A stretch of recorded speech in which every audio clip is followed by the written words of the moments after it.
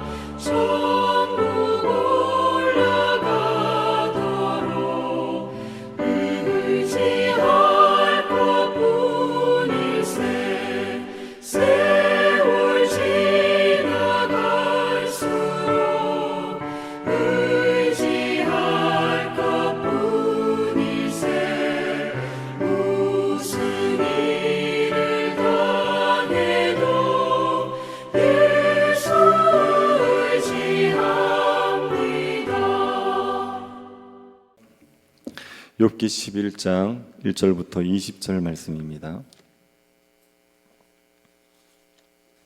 욥기 11장 1절부터 20절입니다. 찾으셔서 한 절씩 교도하겠습니다. 찾으셨으면 교도하겠습니다. 나아만 사람 소발이 대답하여 이르되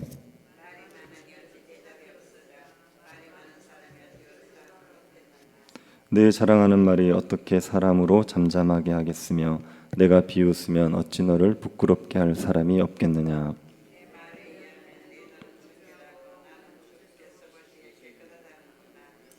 하나님은 말씀을 내시며 너를 향하여 입을 여시고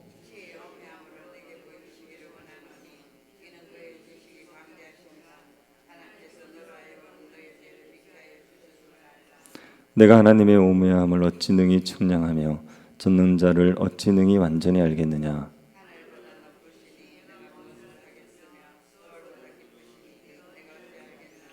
그의 크심은 땅보다 길고 바다보다 넓으니라.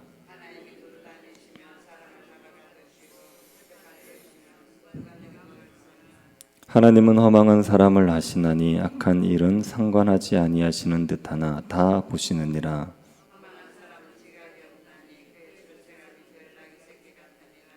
만일 내가 마음을 바로 정하고 주를 향하여 손을 들 때에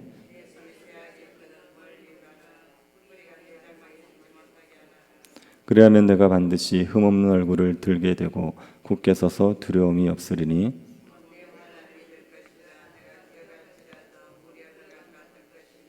내 생명의 날이 대낮보다 밝으리니 어둠이 있다 할지라도 아침과 같이 될 것이요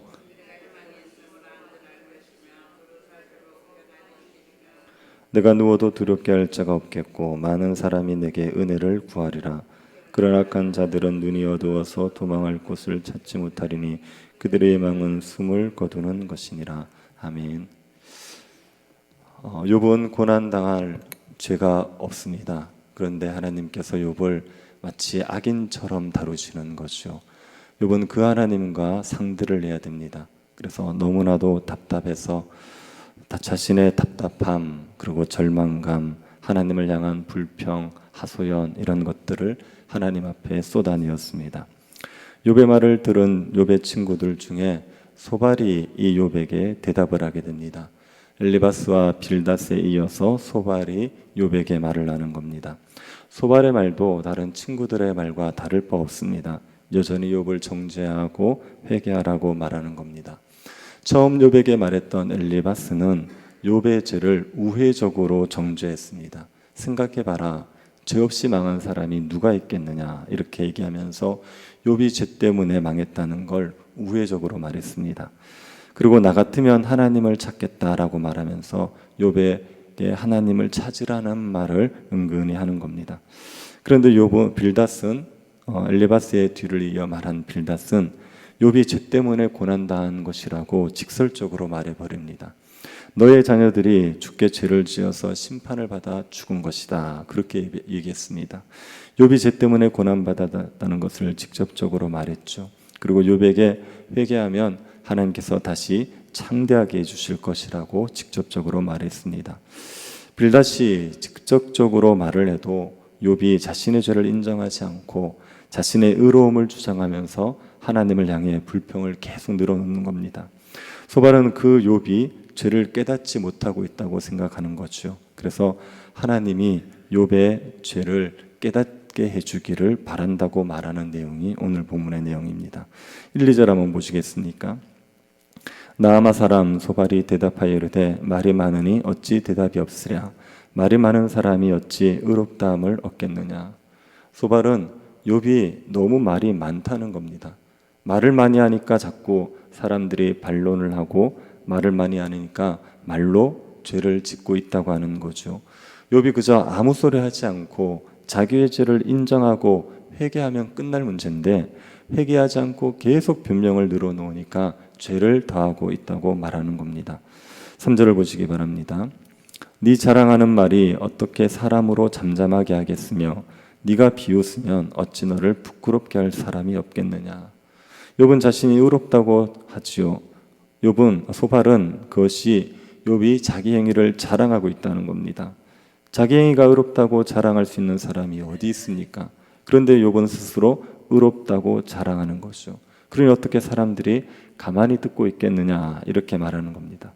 그리고 소발은 욥이 자신을 정죄하는 친구들을 비웃고 있다고 생각합니다. 소발은 욥에게 다른 사람의 진심 어린 권면을 그렇게 비웃으면 다른 사람이 너를 부끄럽게 만들지 않겠느냐고 말하는 거죠. 소발이 욥의 말을 듣고 제일 불편했던 것은 욥이 자신이 깨끗하다고 한 말입니다. 그것이 너무나도 불편해서 소발은 하나님께서 욥에게 말씀하셔서 욥의 죄를 깨닫게 해주시기를 바란다고 하지요. 4절 5절 보십시오. 내 말에 의하면 내 돈은 정결하고 나는 주께서 보시기에 깨끗하다 하는구나. 하나님은 말씀을 내시며 너를 향하여 입을 여시고, 네가 네 자신을 정결하다고 하고 하나님 보시기에 깨끗하다고 하는데, 다른 사람들이 아무리 네가 죄인이라고 말해도 너는 인정하지를 않는구나. 너를 깨닫게 해주실 분은 하나님밖에 없다. 하나님께서 너에게 말씀하셔서 너를 향하여 입을 여셔서 하나님이 너의 죄를 깨닫게 해주기를 바란다. 이렇게 소발이 말을 한 겁니다. 이 소발의 말을 들어보면 우리가 자주 하는 말입니다. 다른 사람의 죄를 지적해도 그 사람이 도무지 인정하지 않을 때가 있죠. 고난당하는 사람들을 보고 있으면 죄 때문에 고난당하는 것 같은 거예요. 그래서 가서 아무리 죄를 지적해도 그 사람이 죄를 인정하지 않는 거죠. 그럴 때 하나님께서 너를 깨닫게 해주시기를 바란다. 그런 말을 우리도 할 때가 있죠. 소발은 하나님께서 직접 깨우쳐 주셔서 욥이 자신의 죄를 깨닫게 되기를 바라는 겁니다. 그런데 지금은 하나님께서 욥을 깨우쳐 주지 않으셔서 욥이 자신이 죄인이라는 것을 알지 못하고 있다는 거지요. 6절을 보십시오. 지혜의 오묘함으로 내게 보이시기를 원하노니 이는 그의 지식이 광대함이라. 하나님께서 너로 하여금 너의 죄를 잊게 하여 주셨음을 알라. 하나님은 지혜와 지식이 광대하셔서 얼마든지 욥을 깨닫게 하실 수 있습니다. 하지만 지금은 욥이 무지한 상태로 있도록 내버려 두셨다는 겁니다. 하나님이 욥을 깨닫게 해주지 않으셔서 자신이 죄인인 것을 모르고 있는 상태라고 말하는 거죠. 소발은 이 하나님을 대신해서 욥을 깨우치려고 합니다. 우선 욥이 하나님을 다 아는 것처럼 교만하게 군다고 책망을 하는 겁니다. 7절 9절 보시겠습니까? 네가 하나님의 오묘함을 어찌 능히 측량하며 전능자를 어찌 능히 완전히 알겠느냐? 하늘보다 높으시니 내가 무엇을 하겠으며 수월보다 깊으시니 내가 어찌 알겠느냐? 그의 끝임은 땅보다 길고 바다보다 넓으니라. 하나님은 완전히 알 수가 없습니다. 하나님은 하늘보다 높으신 분이지요. 수월보다 깊으신 분입니다. 땅보다 더 길고 바다보다 더 넓으신 분이 하나님이십니다. 여러분, 우리가 온 하늘에 있는 별들, 우주를 우리가 다 알 수 있습니까? 우리가 이 땅에 있는 피조 세계를 다 알 수 있습니까?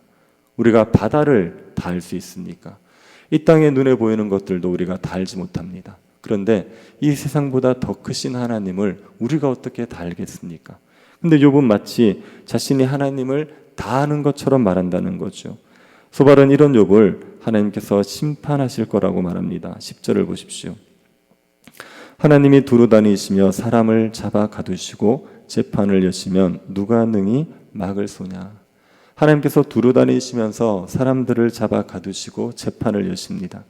하나님 온 땅의 재판장이십니다.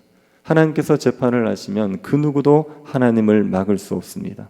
하나님께서는 세상의 악에 대해서 상관하지 않으시는 듯 하지만 결국은 다 보시고 심판하시는 분입니다. 11절을 보시겠습니까? 하나님은 허망한 사람을 아시나니 악한 일은 상관하지 아니하시는 듯하나 다 보시느니라. 하나님께서 허망한 사람을 아십니다.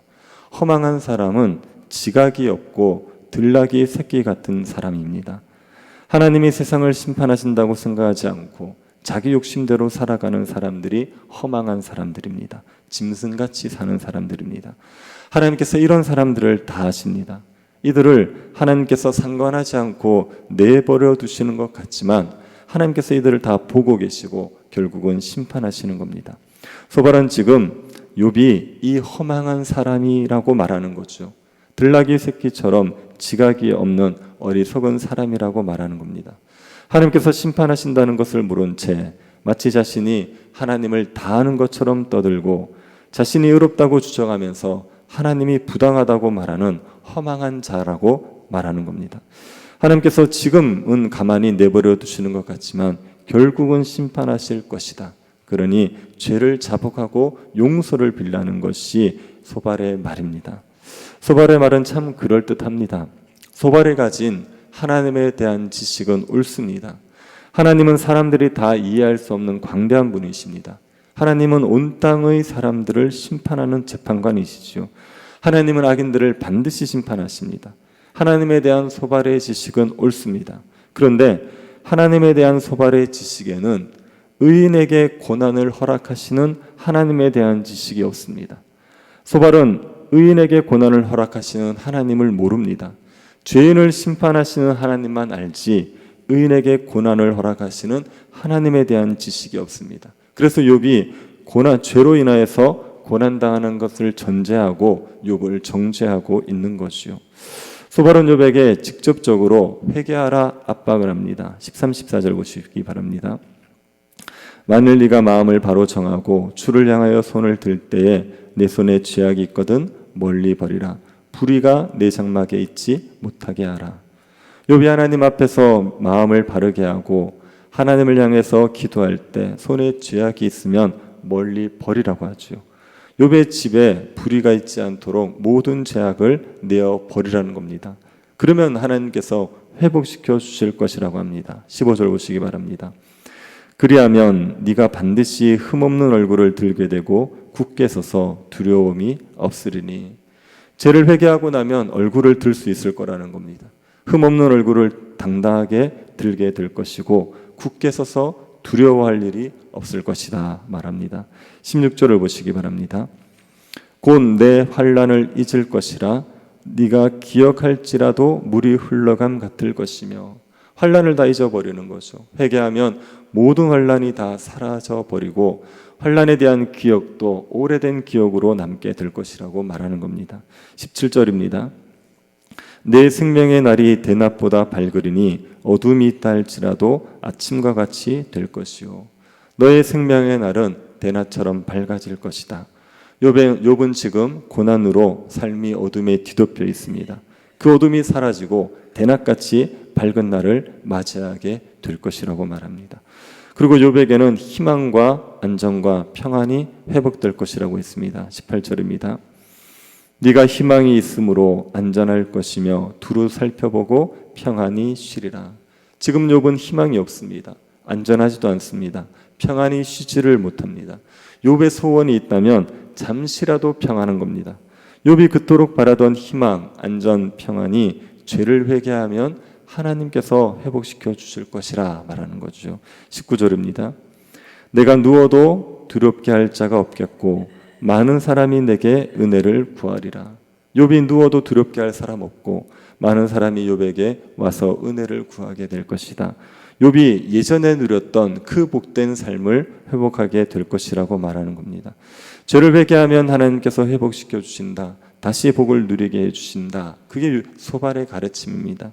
그런데 죄를 회개하기를 거부하면 하나님이 심판하셔서 죽게 될 것이라고 하는 겁니다. 20절입니다. 그러나 악한 자들은 눈이 어두워서 도망할 곳을 찾지 못하리니 그들의 희망은 숨을 거두는 것이니라. 악한 자들은 하나님께 회개하지 않습니다. 그리고 도망할 곳을 찾지만 눈이 어두워서 도망할 곳을 찾지 못합니다. 그들에게 남은 희망이라고는 죽는 것밖에 없는 겁니다.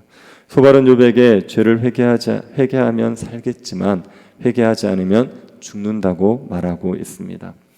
욥의 친구들은 욥을 계속 정죄합니다. 죄 때문에 고난당하고 있다고 정죄하죠. 욥의 친구들은 의인이 고난을 당할 수 있다는 것을 알지 못하기 때문입니다. 욥의 친구들의 관점에서 보면 고난당하는 사람들은 다 죄인이 되는 겁니다. 장애를 가지고 태어나도 죄인이고 가난하게 살아도 죄인이고 병이 들어도 죄인이고 사업에 실패해도 죄인이고 자녀가 죽어도 죄인이라고 정죄하게 되는 겁니다. 그리고 무엇보다도 예수 그리스도도 죄인으로 정죄해버리게 됩니다. 욥의 친구들의 관점에서는 의인이 십자가에서 죽는다는 건 있을 수 없는 일입니다. 십자가에서 죽는다면 그건 죄인인 거죠. 욥의 친구들의 관점에서는 예수 그리스도도 죄인이 되어 버리는 겁니다. 인간보의 원리로만 모든 것을 판단하려고 해서는 안 됩니다.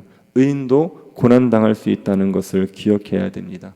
의롭게 사는 자도 얼마든지 고난을 당할 수 있다는 것을 기억해야 됩니다. 우리에게 고난이 왔다고 해서 무조건 죄 때문이라고 자책하지를 마십시오. 고난당하는 사람들을 보면서 죄인이라고 정죄하지도 마시기 바랍니다. 고난에 대한 더 넓은 이해를 가지셔야 됩니다. 욥기를 보면서 하나님께서 왜 의인에게 고난을 허락하시는지를 이해하십시오. 우리를 테스트하시는 겁니다. 우리가 참된 믿음을 가지고 하나님을 경외하고 살아가는지를 테스트하시는 겁니다. 우리의 믿음을 정금같이 만들어 가시기 위한 겁니다. 이런 고난의 의미가 있다는 것을 이해하고 고난당할 때 무조건 죄 때문이라고 생각지 마시고 하나님이 고난을 통하여서 이루실 선한 뜻이 있다는 것을 기억하고 하나님을 신뢰하고 인내하는 주의 백성들이 될 수 있기를 간절히 바랍니다. 우리에게 욥기를 통하여서 고난에 대한 이해를 넓게 하여 주심을 감사드립니다. 고난이 죄 때문이라는 생각으로 우리 자신을 정죄하고 다른 사람을 정죄하였던 어리석음을 깨닫게 하심을 감사드립니다. 의인도 고난당할 수 있다는 것을 기억하고 까닭없이 정죄하는 자가 되지 않게 하여 주옵소서. 고난당하는 자를 정죄하는 악하고 어리석은 자가 되지 않고 함께 울어주는 위로자들이 될 수 있도록 은혜 베풀어 주옵소서. 걸어가신 예수님 이름으로 기도드립니다. 아멘. 하늘에 계신 우리 아버지여, 이름이 거룩히 여김을 받으시오며 나라의 임하옵시며 뜻이 하늘에서 이룬 것 같이 땅에서도 이루어지이다. 오늘날 우리에게 일용할 양식을 주옵시고 우리가 우리에게 죄 지은 자를 사하여 준 것 같이 우리 죄를 사하여 주옵시고 우리를 시험에 들게 하지 마옵시고 다만 악에서 구하옵소서. 대개 나라와 권세와 영광이 아버지께 영원히 있사옵나이다. 아멘. 오늘 예배를 위해서 기도해 주시고 고난당하는 성도들을 위해서 기도해 주시고 세교회당 건축을 위해서 기도해 주시기 바랍니다.